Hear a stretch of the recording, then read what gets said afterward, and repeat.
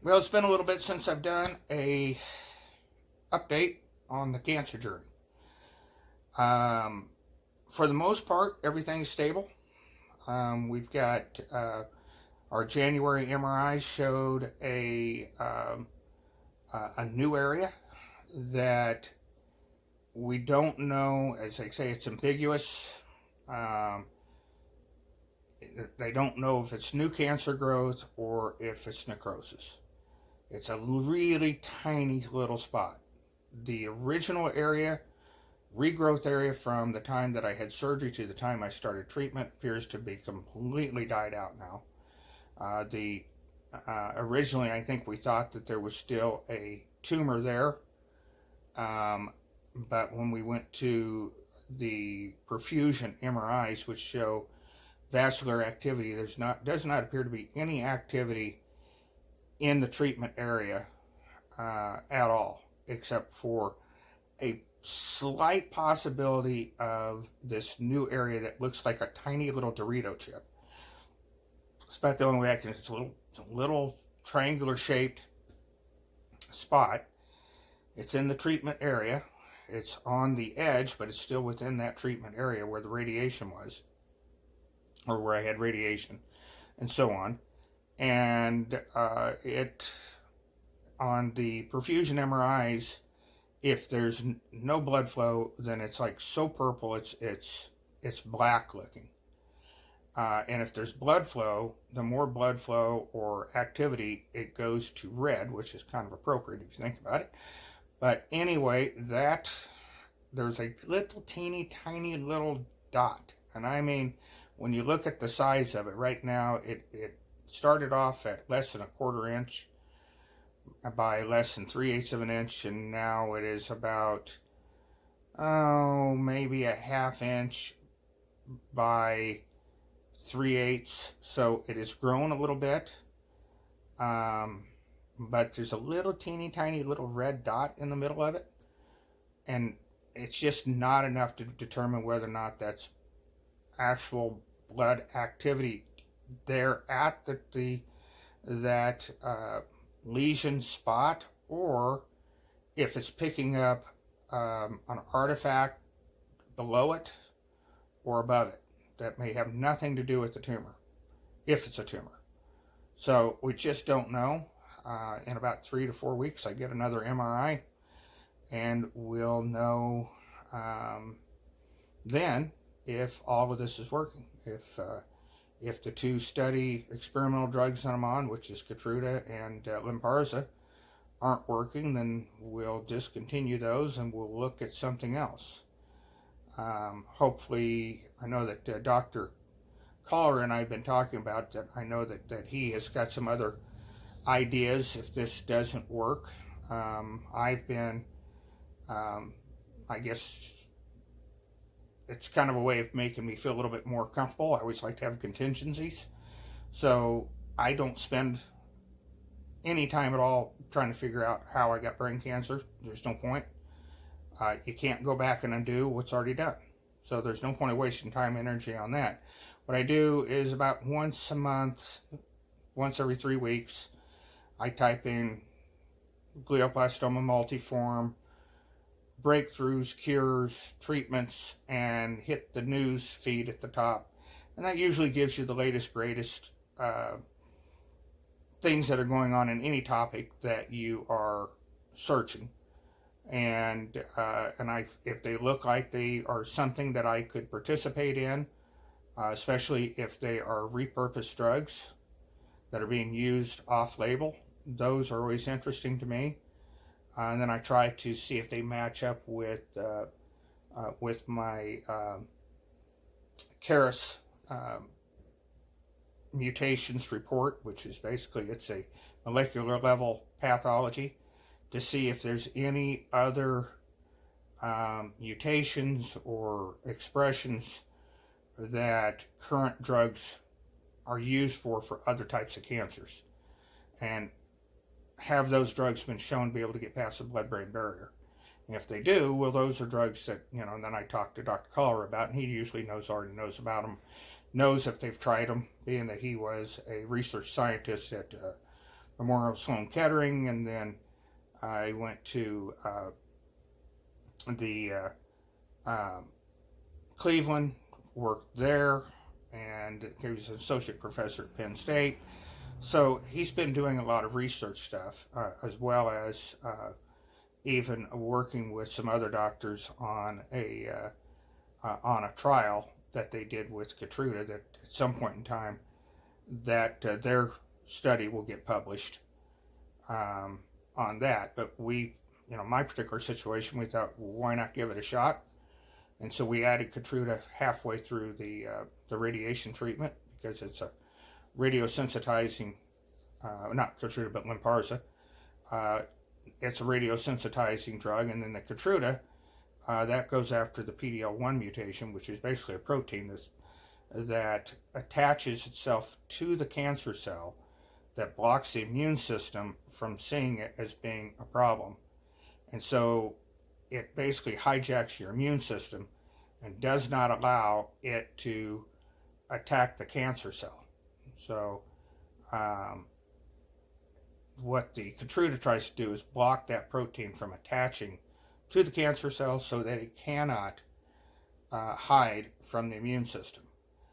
We know it works on other cancers because Jimmy Carter, what is he, like 99.999 years old, still building houses for Habitat for Humanity, and everybody had written him off 6 years ago when his melanoma went to the brain. They said he's gone in 6 months. Well, that's been 6 years. So Keytruda obviously is working for him.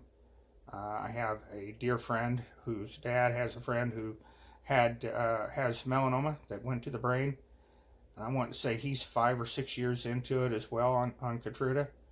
So we know that the Keytruda gets past the blood-brain barrier. It has not shown the efficiency with glioblastoma, which is a primary brain cancer like I have. But in combination with Lynparza, we don't have anything on it. So that's kind of what the study's looking at. And then we got the little silly hat thing that we're here. And when I pull up the little net, there's these arrays here that have a whole bunch of little electrical pads that attach to your head. And they got like kind of a gel that makes contact, and you got a positive and negative, and it shoots an electric field through and across the brain, and it has been shown to disrupt cancer cell growth and reproduction. And of all the things I'm on, this appears to have the best results. The statistics, and I don't want to get too deep into them because everybody's different. But 40% of people, typically somewhere between 35-40% of people make it to 1 year. About 15 to 20% go to 2 years. 3 to 5%, I believe, is 3 years. And then somewhere between 1 and 3% make it to 5. And then less than 1% usually live to 10 years. So somewhere between that 5 and that 10, you're people are dropping out pretty quick. And so, with that, knowing that that typically people are making it to 5 years, is somewhere in about the 2%. 98% of us are already gone. On the Facebook page for the Optune device, which is what this is called, there's a lot of folks that have been on this for 3 and 5 years, which is, compared to the other GMB pages on Facebook, you just don't see that. Every day on the brain cancer pages, we're losing 3, 4, 5 people. We see the announcements that somebody had passed away and the family's posting in their stead.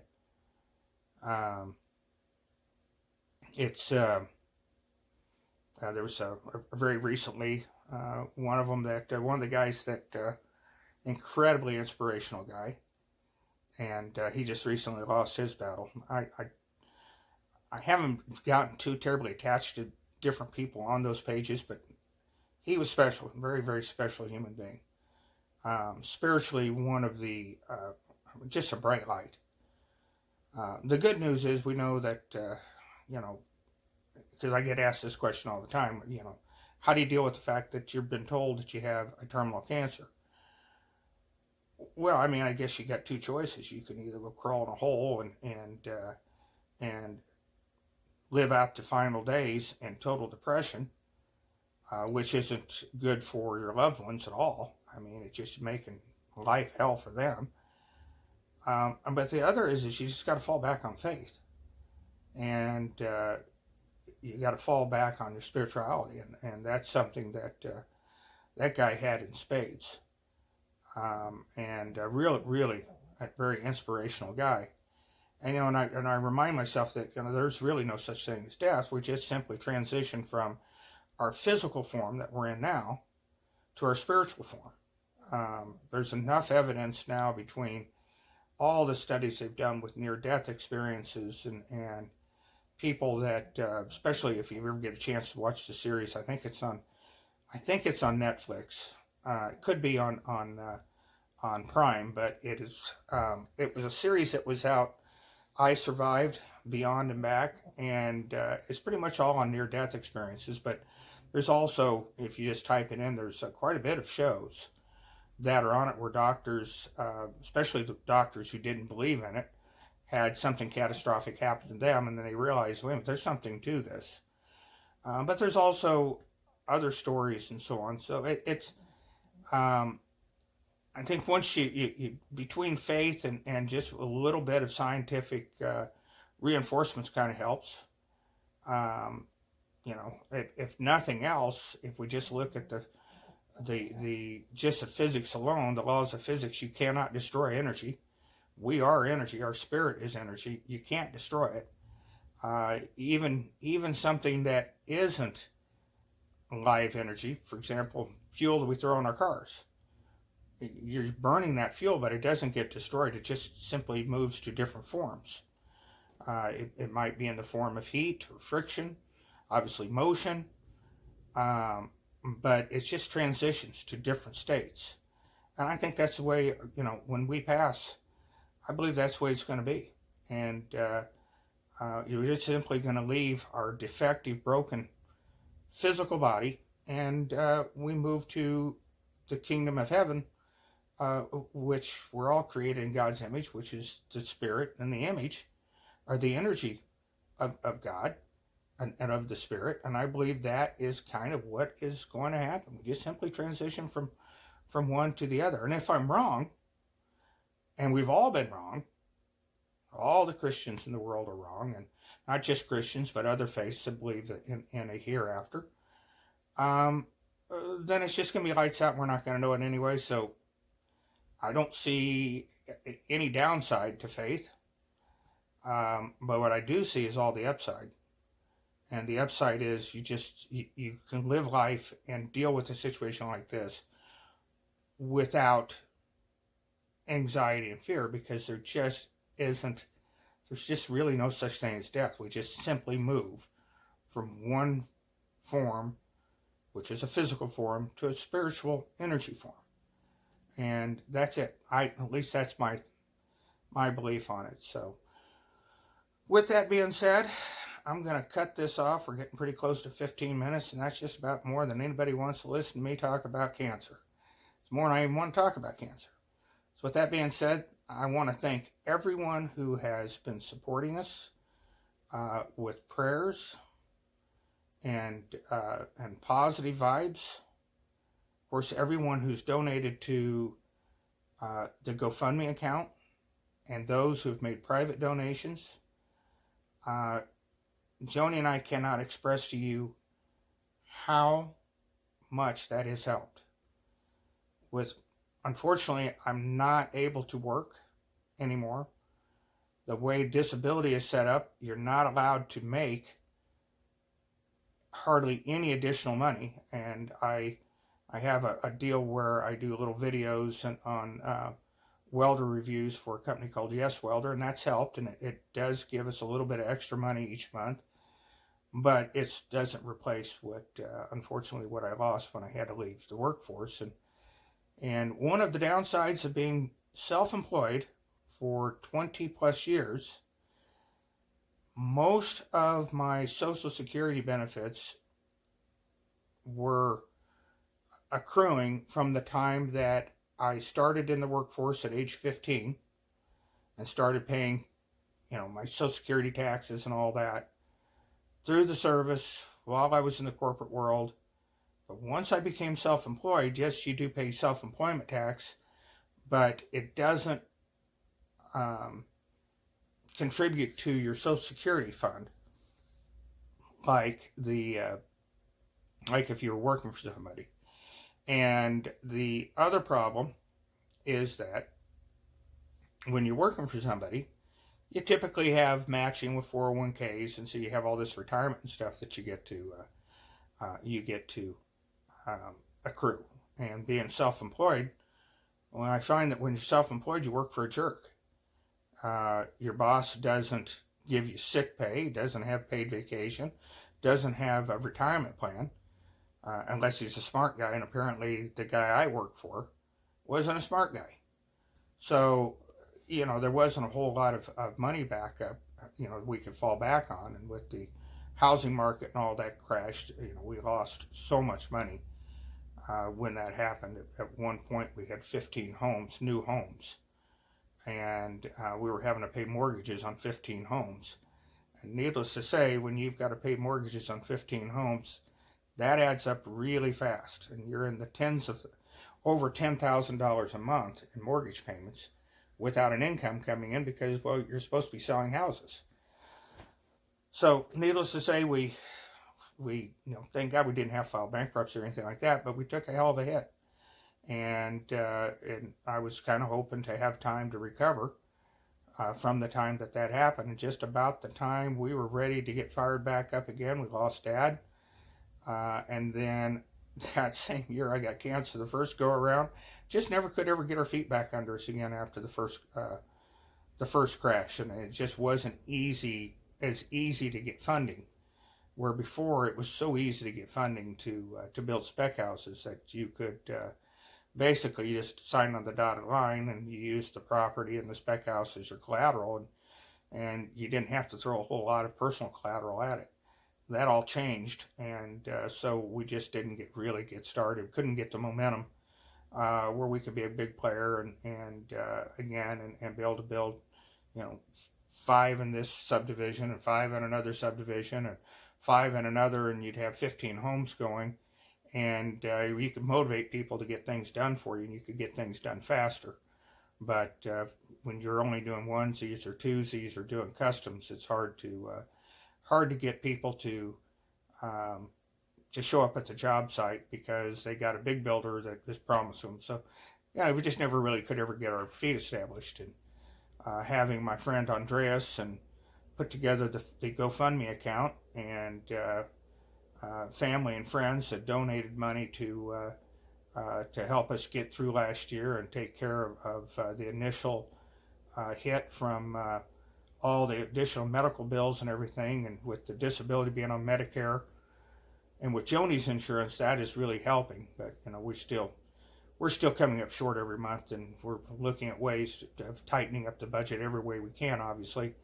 And I'm even looking at possibly see if we can refinance the house to lower our monthly bills. But we've made a heck of a dent because of everyone's help. So, with that being said, thank you so very much for all the donations. Again, all of the prayers, the support. It's been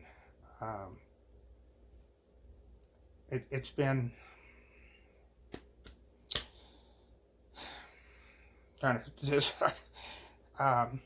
very heartfelt, and we truly appreciate it. It definitely shows you that people do care, and I guess it's a little bit of a grade card on how you've conducted your life, and it's nice to know that people think highly enough of Joni and I that they were willing to give up their hard-earned money to donate. And with that being said, I want to reiterate that we are being extraordinarily frugal with the money, and out of respect for everyone's donations, they had to work hard to make that money that they donated, and we want to make sure that everyone knows that we are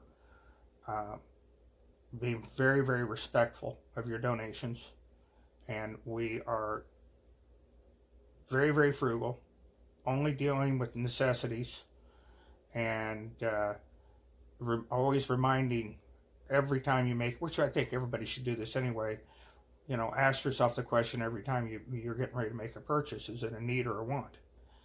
And if it's a want, well, it's, unless it's something that is going to make your life easier and make you more efficient, maybe you should rethink it.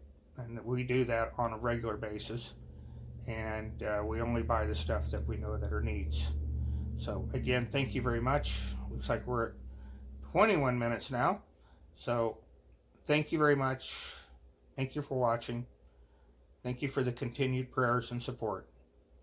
And I'll try to give more updates as we learn more. God bless. Take care.